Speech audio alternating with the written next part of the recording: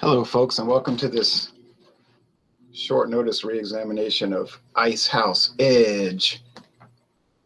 Introduced in 2012. What you know about that?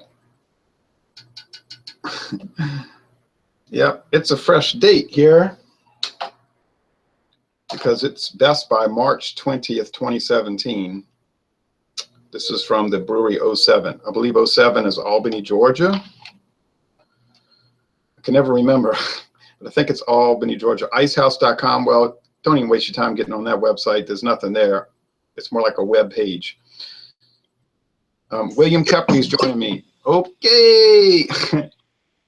I thought you might have gotten cold feet and backed out. No, I had a few things to do. I prayed so that this wouldn't be a disaster. Hello, folks. Again, welcome with William Kepley. Now, William, what state are you in? North Carolina, central part of the state, the Piedmont Triad. Oh, close to like your Duke University, Duke, Wake Forest, and Greensboro, Winston-Salem. I'm about 70 miles from Durham and about 70 miles from Charlotte. And not too far from Wake Forest University. About 25 miles away. Okay. Well, I appreciate you joining. You actually, in a way, requested this because you said you were interested in joining reviews, examinations, and you were a viewer for a good while, right? A lurker, a viewer. A lurker, okay. That's fine. I do that myself. Hey, but you know, some people tell me they watch reviews constantly, but they just don't comment because they just maybe have nothing to say, but they watch it. Like John Sharon says, he watches all these videos. He just doesn't make comments, and that's fine. And I listen to this radio show every day at 4 o'clock, and I don't hardly ever call. And I'll tell the person, I say, I'm not trying to ignore you. I just don't call if I have nothing to say. I'm just listening. And the female host will say, I appreciate that, you know. You know, God gave us 2 ears and 1 mouth. Sometimes, you know, maybe that's a message. It's good to listen and not always talk sometimes. Yeah, and I'm still trying to learn that lesson. Hey, well, I'll explain this to the people watching, and we're both a little late. I was trying to go at 2:30, and then someone called me. Well, 3:30 your time. We were going to do this Icehouse Edge about 2 years ago, and then this guy, Black Metal Troy, wanted to join. And he's a known guy on YouTube doing these high-gravity lagers, malt liquors. But that thing went kind of awry, and I thought it didn't send the right message. So I deleted it, and then we re-examined it last year, and I just had forgotten about it. So when I was talking a couple of weeks ago, remember I said we're going to examine Icehouse Edge, and then I realized, well, heck, we already did it. So then I rescheduled it for Sticky Toffee Pudding, and you asked what happened to it, and you had meanwhile bought the can, so I felt bad about it. Oh, that's and I had some time. I've never had that beer, and I'm sort of new into the high gravity ilk, so to speak. And so, you know, I was thinking about getting one anyway, and the opportunity for that. Actually, last week I would like to have gotten in on the Dixie beer. The 26th, that was my birthday, October 26th, and I never had the Dixie beer, but I had to work and I wasn't able to get that one. Although I've since learned that we can get Dixie beer in this area at the Total Wine Store. Although the code date is often problematic for those beers that sit around, so I'm not sure. Yeah. Dixie, I would recommend that, and I would also recommend Dixie Black and Voodoo. They also had that in single bottles. Yeah, those were really interesting. That's an early craft beer in a way, because Black and Voodoo has been on the market way back, I think, in at least the early 90s. They used to have a Crimson Voodoo, which was a red ale. That was dropped for some strange reason. And I remember back around 1989, really early on, Dixie did a beer called White Chocolate, which at the time, the newspaper was saying, what is this, a white chocolate beer? And it was like this big old thing, you know. But anyway, we're going to get on this one. I was telling people right when you jumped on, I said, don't waste your time getting on the icehouse.com website. There's nothing there. You want to go to Miller Coors website, and I have that brought up here on this desktop computer. And do you want me to read what it says? I looked at that last night. 215 calories per 12-ounce serving. So if you pop a 16 in, you're dumping in 430 calories. That would be roughly the equivalent of a McDonald's fillet of fish, I think, to make a parallel. And I was able to get a 24-ounce single can. So that is a lot of calories. And 8% alcohol, good grief. I bought this can for $1.79. I can get a 4-pack of the pint cans for $3.29 plus tax. I've seen those locally.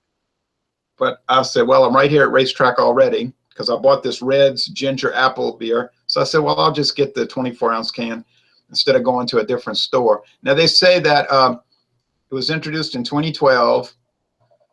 It's a leading high-gravity lager, also high-gravity malt liquor, or as they say in Canada, a strong beer. Dark golden appearance, satisfying malt character. So let's see if that's true. The ingredients are water, barley malt, corn syrup, dextrose, and maltose in parentheses. That's the brewer's syrup. Can't go to the grocery store and buy that stuff. Yeast and hop extract. One thing interesting I saw about that beer was the second ingredient is malt rather than corn. Where recently I did a taste test comparison just myself. The Budweiser, the Bud Ice, Natty Ice, and the Busch Ice. And I noticed on the their website that corn was listed as the ingredient after water, or this one is malt. So I think malt probably is a better, to get the calorie and the fermentation up, malt is superior to corn. And it also probably lends this a different taste too. Yeah, because corn is a filler. Yeah. And malt, barley malt, that's your base for the beer, I'm going to go put the rest of this in the refrigerator because I just know it's going to warm up. And these are not the kind of things you want to let warm. I'll be right back. They go into the ditch pretty quickly. Yeah.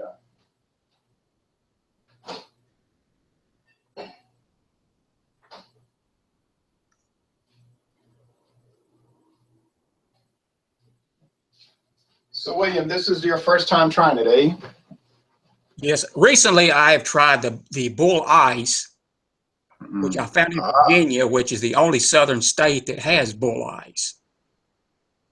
And I was actually pretty lucky to find it about 60 miles from home, right across the state border. And recently, about 2008, I found a 32-ounce of Schlitz Bull Ice in Tallahassee, Florida, but I've never seen it again down there. What were you saying? Yep, there you go. And recently, for the first time, I tried the Colt 45 double malt liquor. I discovered that it is very prevalent in North Carolina. Charlotte seems to be a hotbed area. I went on one street in Charlotte. There were 4 different convenience stores within a stone's throw from each other, and they all had 40-ounce bottles of the double malt.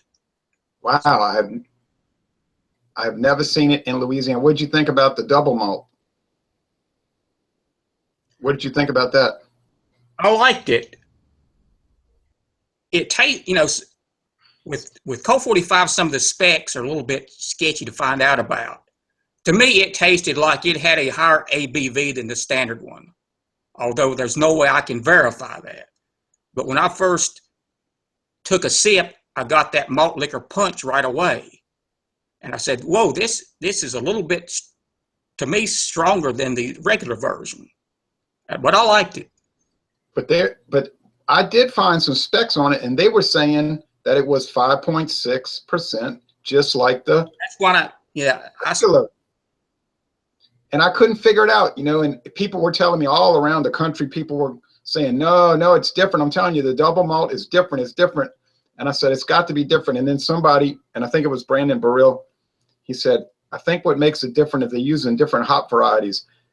That wouldn't change the specs. I said, I never thought of that. It would give it a different flavor. But it's double malt. I don't know. It's an oddball thing. And they don't really reference it on their Pabst Brewing Company website, but they barely. Sometimes the numbers don't represent necessarily. You can have, like, for example, 2 automobiles that put out the same amount of horsepower on the dyno sheets.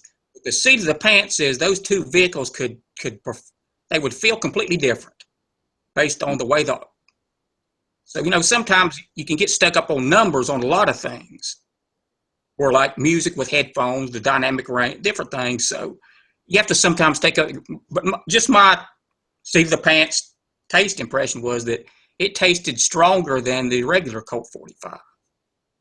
Okay. Which I had recently, so there was a pretty good frame of reference there. Yeah, and did you ever have the Colt 45 high gravity? Yes, I have had that. Yeah. Okay, well, I guess we better dip into this one. Yeah, I'll get mine. I'll grab mine in the freezer. Okay. And also, okay. I got this for $1 at Dollar Tree. I can keep mine cold. A styrofoam cooler, and I dumped a tray of ice cubes in it, so that should keep mine pretty optimum for the duration. Yeah, I just went and put the rest of mine in the fridge. Okay. So I'll start talking about it. You go get yours. So yeah, it's a dark golden color, just like Miller Coors described. I mean, this is a deep gold. It's not just yellow. Now it's not fizzy yellow stuff now, but you could accuse it of being fizzy golden stuff. It's a thin white head. It did have a thicker head when I poured it in this tulip glass. Probably a glass that would be more appropriate for an IPA, but it's fine. I would suspect most people that drink Icehouse Edge are drinking it out of the can in a paper bag. Lots of bubble streams. William, I was saying that even though I poured it in this tulip glass and it may not be the appropriate glassware, I said most people that drink this beer are probably drinking it straight out the can in a paper bag. They're not giving a whole lot of thought to anything other than the immediate buzz they're going to get. It's not the contemplative beer. No. It's a drinking beer. It's not a contemplative beer for sure. Well, but it exists. So hey, Miller put it out, and now of course Miller is wholly owned by Molson Coors as of October 11, 2016. So I'm going to give you the floor because you've never had it, and I've had it so many times, so I want to see what you say about it before I start talking again. Okay. In my limited experience with these type beers, the only way I can drink them is to use a taster glass and then try to keep it at an optimum temperature. So I got this at Salvation Army for 20 cents. A goblet here. So I'm going to pour it, and we'll see what happens. Code date, March 2017. So it's definitely fresh. Same with mine. I wonder if yours is coming from Albany, Georgia. Mine's coming from 07. That's brewery number 7.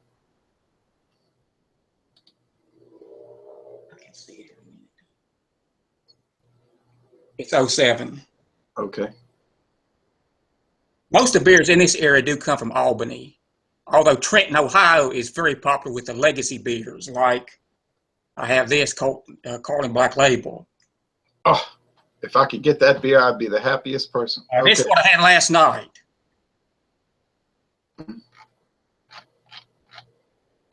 Interestingly, that's the #1 beer in South Africa, and it's a higher ABV down there.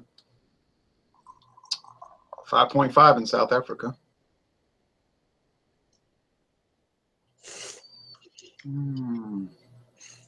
I can already tell.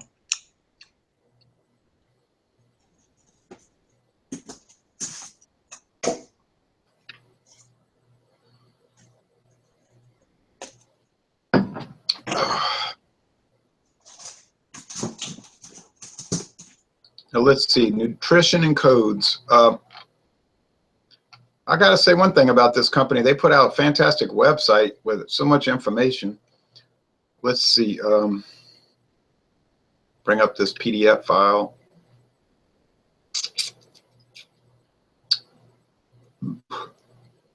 Okay.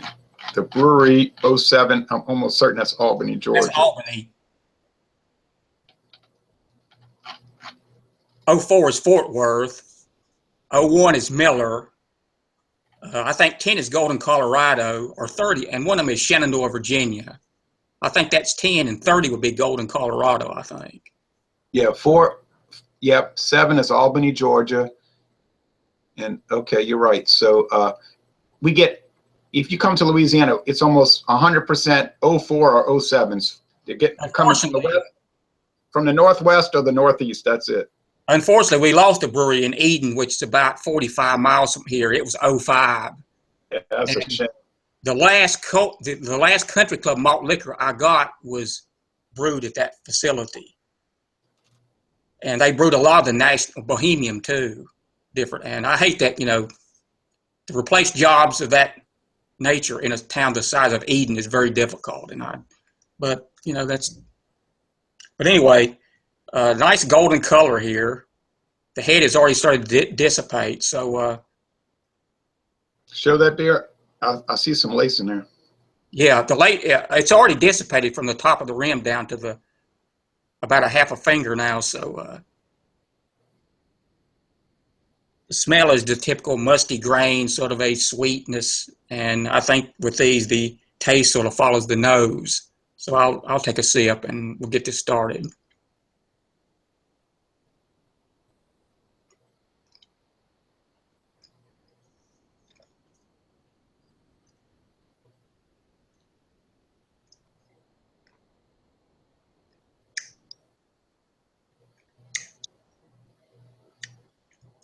I like it. Not harsh at all. Yeah, that's the Smoother. It's smoother than I had actually anticipated. The grainy sweetness up front, and the alcohol really only makes itself present at this temperature, sort of in a little aftertaste. But this is very good. I like it. I think it's a little bit of a dangerous beer because, some of these high gravity malt liquors like, I'll think of one, St. Ides, for instance, or the Steel Reserve 211, the 8% version, they're harsh. I mean, they're harsh up front. So to me, they would not lend themselves to drinking a whole lot of it. These can be kind of sneaky in nature. This one's smooth. So you could say, oh, I'm just going to drink the whole can. There's nothing to it. I feel fine. And then you go for a ride and you're looking at down at the end of a flashlight.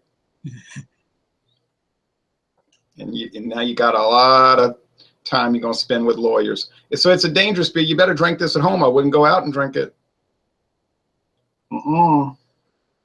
That's not worth it, folks. I'll talk about it a little bit. I'm noticing a hop bitterness at the end of the sip. I don't know what the IBUs are, but if I was thinking about this along the lines of the Cyclops scale, I would say it's probably a 4 out of 5 sugar cubes, maybe 3.5. And I would say 2 out of 5 hop cones, at least 2 out of 5 hop cones. It has hop, and I don't think if it had enough hops, it would be palatable. It would be too sweet, and it would be a turnoff. But it's so perfectly balanced, in my opinion. There's no real cloying effect that I can taste at all, or none of the chemical, off-putting. It's just a strong beer. It's more of what a regular beer is, at least right like this.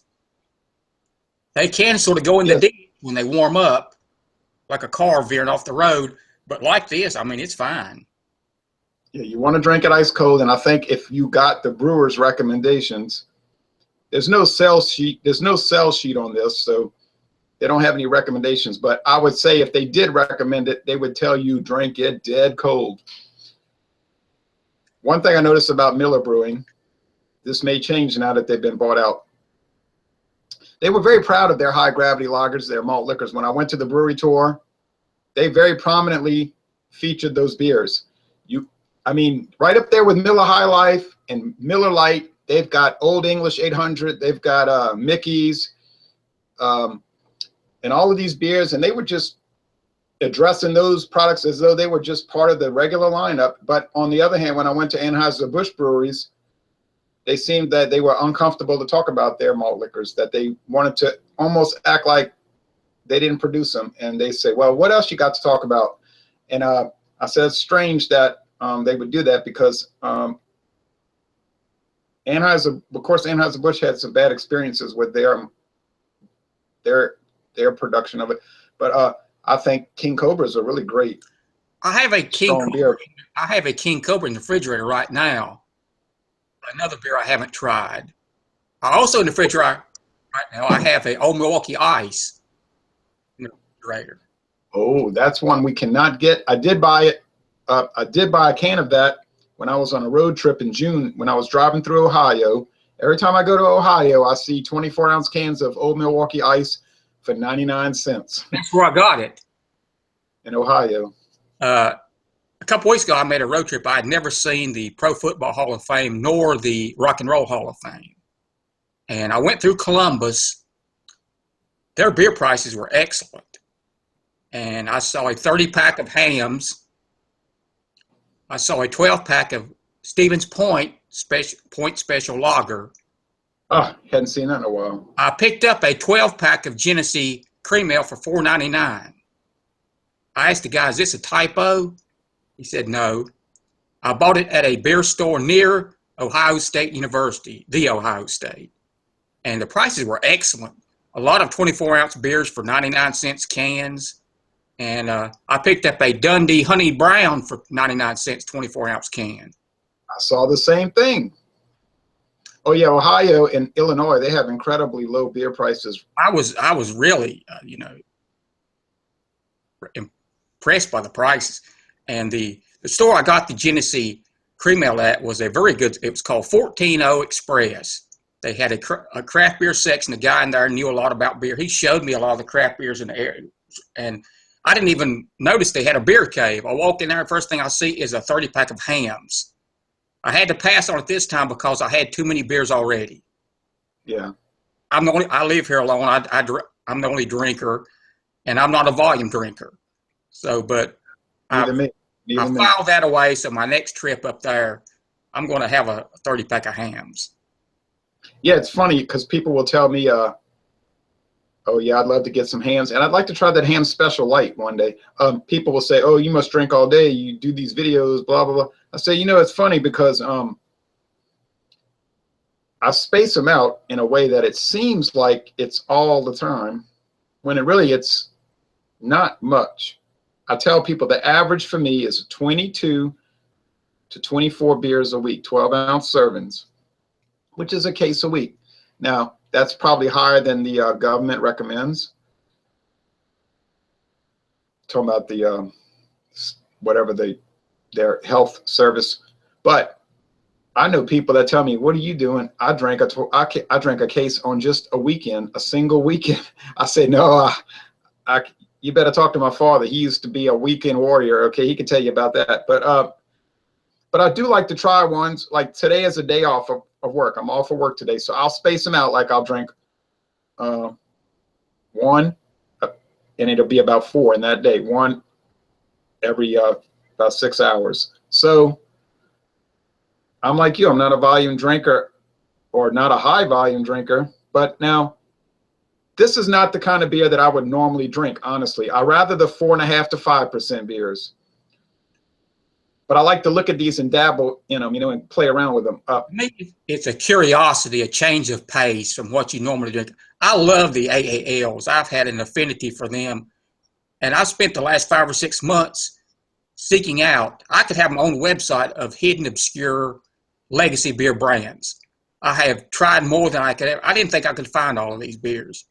But surprisingly, using the website's Beer Finder plus Pabst, which has been very helpful, I'll have to give them credit. Before I went to Ohio, I said, can I get Blatz in Ohio? They sent me a PDF Adobe Reader document with 16 pages long.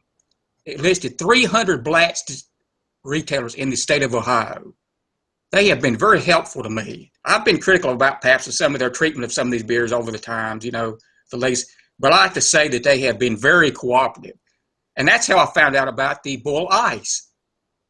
They sent me a PDF, and I said, well, that's 60 miles away. So one day after work, I hopped on, and that's even I had Bull Ice. Had no idea. You are right. I have had nothing but absolute great success talking to Pabst Brewing Company for almost 20 years now. I would write them emails and say, is there a way I can find out what beer brands you produce? And then the lady said, well, this was back when their headquarters was in San Antonio, Texas, when they still had a brewery running now. They had that brewery running. The Pearl Brewery was running over there until 2001. And the lady said, do you work for a television station or a radio company? I said, no, I just was a consumer. I do this as a hobby. I was curious. She said, I'll send you something. She sent me this long file of all the brands they produced. And then about 2 years ago, they did the same thing. They are so helpful. I mean, I've never seen a company so helpful like Pabst Brewing Company. And I found out that I could get Blatch right across the Ohio-West Virginia border, which to me was not that far. But there was a Blatch, and I've got a 15-pack of Blatch. I've got 4 left, I think. But they have been very helpful to me about that, you know, and yeah, and they watch who's doing videos, because one time I made a video and I had some incorrect information. A guy gave me incorrect information and I didn't. And this was a lesson I learned. You always check. But I ran with it and I was so embarrassed. And within 24 hours, a person from Pabst Brewing Company contacted me and said, why did you say this beer was discontinued?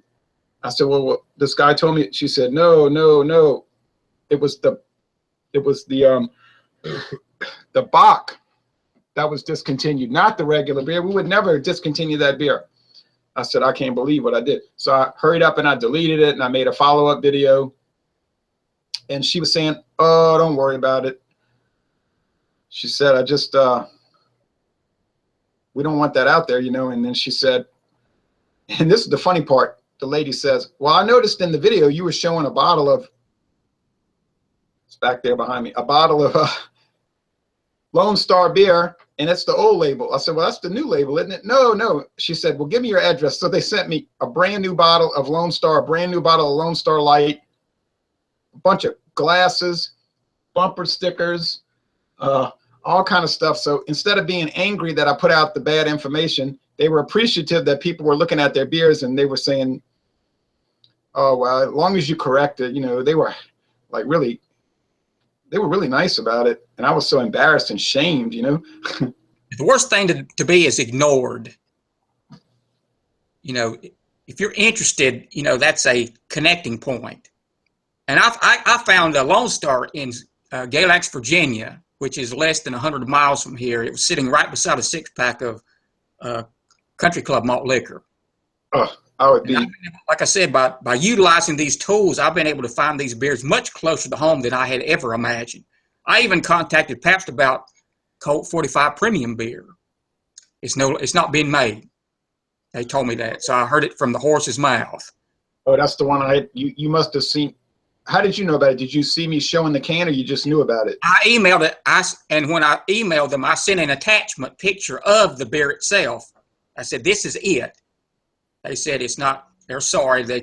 And then they went on to tell me about where their other beers were available. Oh, in the refrigerator, I have some Bull Red. I have some Schlitz Red Bull also, which I got in Ohio. I've got 2 24-ounce cans in the refrigerator right now. Yeah, I bought those in Detroit, Michigan 2 years ago. They were 99 cents. Yeah, and that's one of the early variants of malt liquor because that's been on the market since 1985. And they use a different recipe, so it's amazing. Well, we don't want to go on too long. Your final thoughts about this beer. Now, I'll give you my final thoughts, and I'll let you close it out. My final thoughts about Icehouse Edge is this. Firstly, I've always liked Icehouse. I started drinking beer in February '96. I don't know when you started drinking beer, but I've only been drinking beer for 20 years and some months. It was one of the first beers I had. I always liked it. And Icehouse beer reminded me of Dixie beer, so I used to get it. And I still get it from time to time. When they introduced Icehouse Edge in 2012, I was shocked. When I saw it on the shelf, I almost like just stared at the shelf. I couldn't believe what I was looking at. So I immediately bought it, and I rushed home and did a review, and I was very impressed. I think they did a great job with it. It's one of the most flavorful beers they make, but it's a little too heavy-bodied for me. I like to drink beer. I don't necessarily like to eat beer. This thing can almost replace a meal in a way. Not that I would recommend doing that. That's not a very healthy meal, but it's heavy bodied, but it's not cloying. It's not too sweet. But if I was going to drink a high gravity beer, an extra strong beer, as they say in Canada, this would be one of the first ones I would grab for. So I have other people that comment on my videos and say all they ever drink is high gravity lagers. They wouldn't dream of drinking a 4.5% alcohol beer. I understand that, but I'm just telling you, my preference is weaker beers. I'm kind of a skinny person. I'm not a burly person, so maybe that's why. But anyway, I'll turn it over to you. But I love this beer. I think they did a great job with it. Okay, you got the floor now, William. Analogy. I think to use an analogy, I'm sort of married to the AALs type beers. To me, this is like the Mistress, the one night fling, a curiosity. But thoroughly put your perceptions aside of what you might think about these. I think it's a good beer, and I would definitely drink it again. Not on a daily basis, but it has its place. You get the malties. I mean, it's certainly not boring. And some of these rating systems they use are absolutely ludicrous. 0 for these beers and stuff. That's a pet peeve with me. What rating system has any credibility when you're doing stuff like that?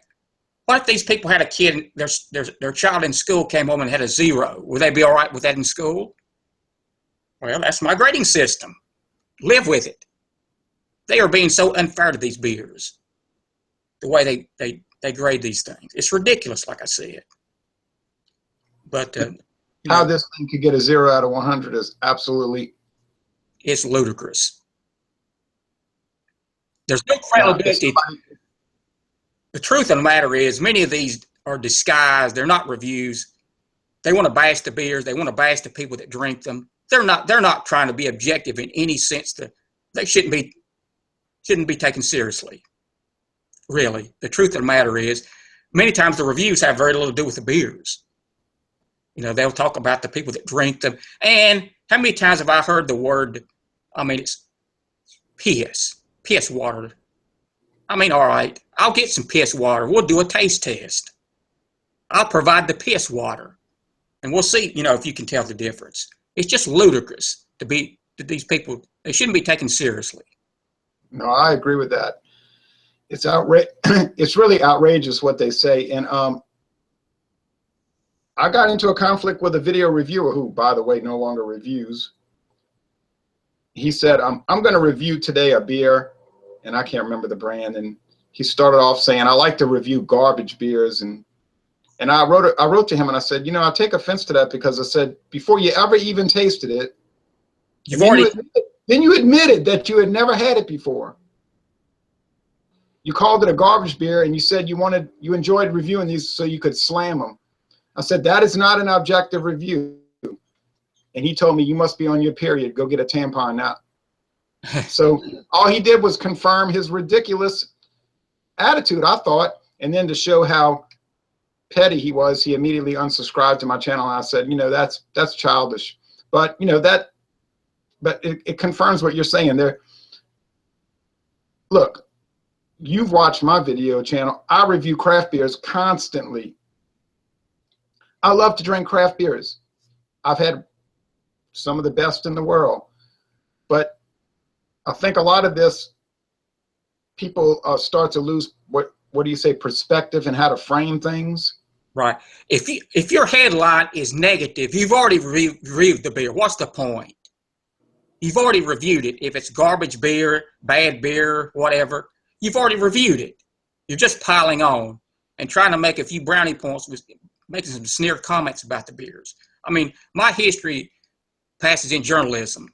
I was a headline writer at a newspaper. I mean, objectivity means something if you want to be taken as credible. And many of these do not have any credibility whatsoever. That's just a fact. And I don't like to see the negativity either. This is supposed to be a fun hobby. I mean, it's supposed to be. And I'm relatively new to it. So, I'm still in the, I guess the learning phase but like I said, there's just too much negativity and a lot of it is clickbait.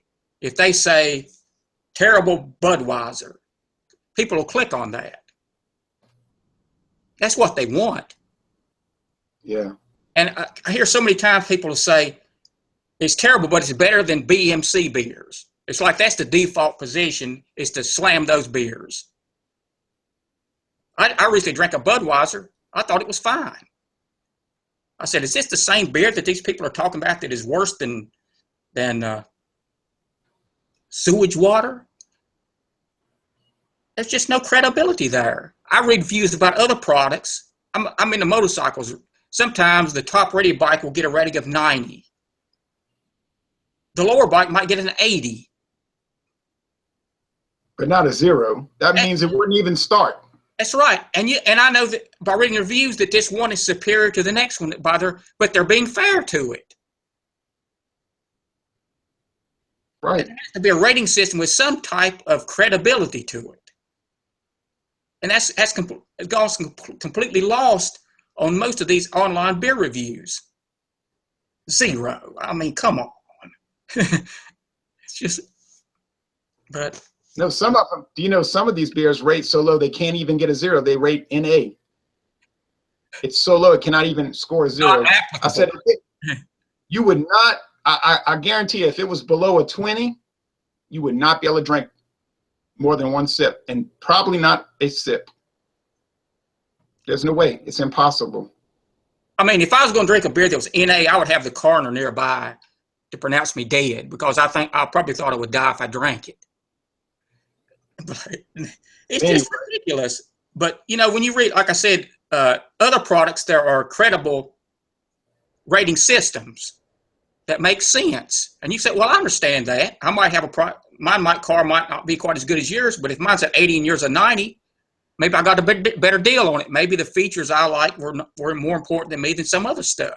But it makes sense. But to have these things like in minuscule, it just doesn't make any sense.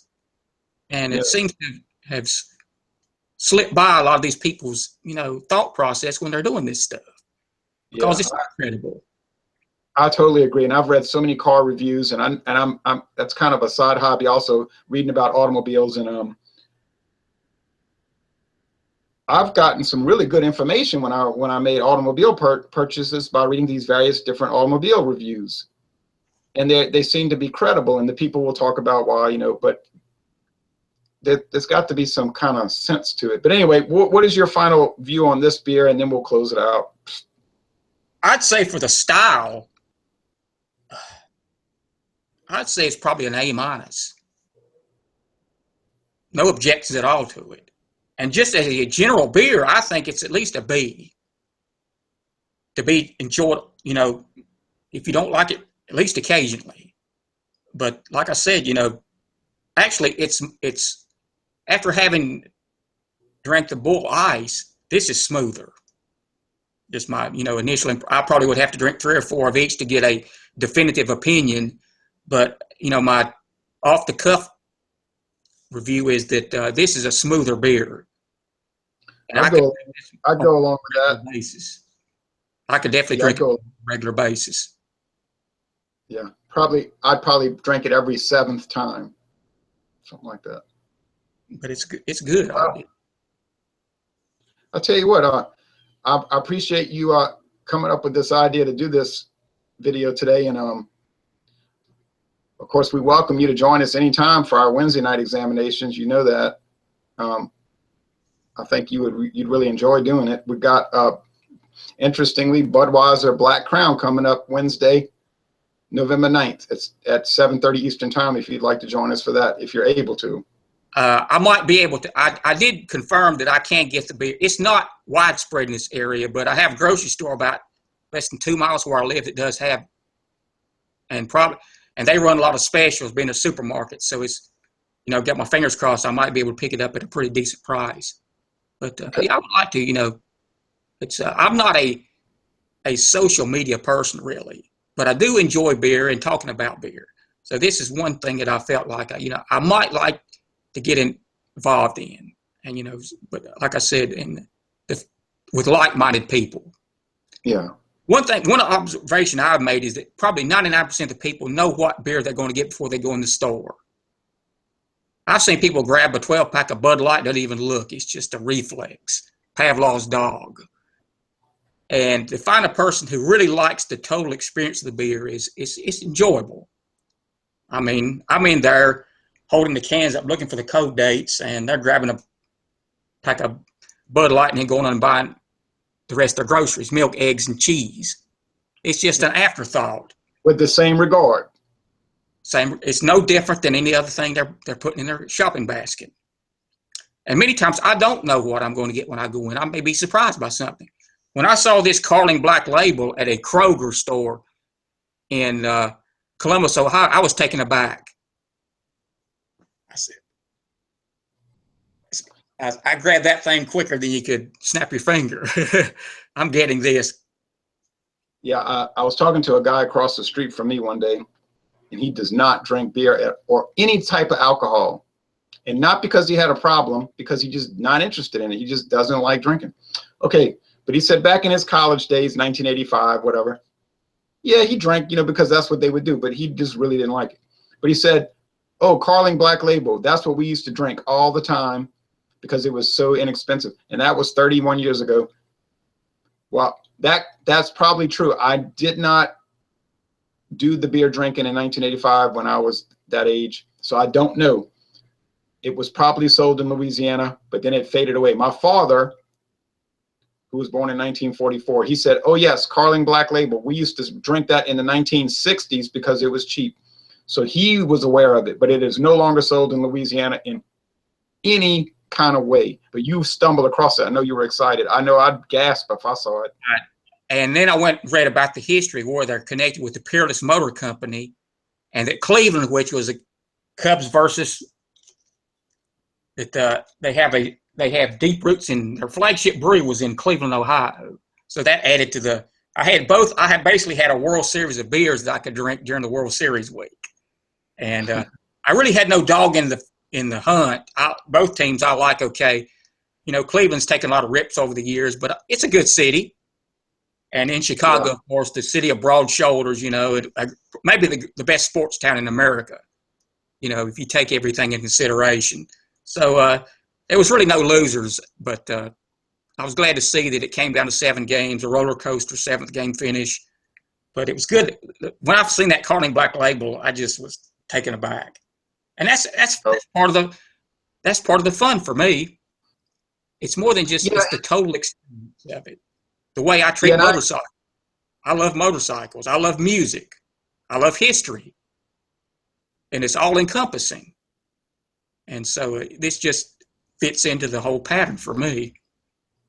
Well, that's terrific. And I also love music and history and automobiles. And so it's very interesting. And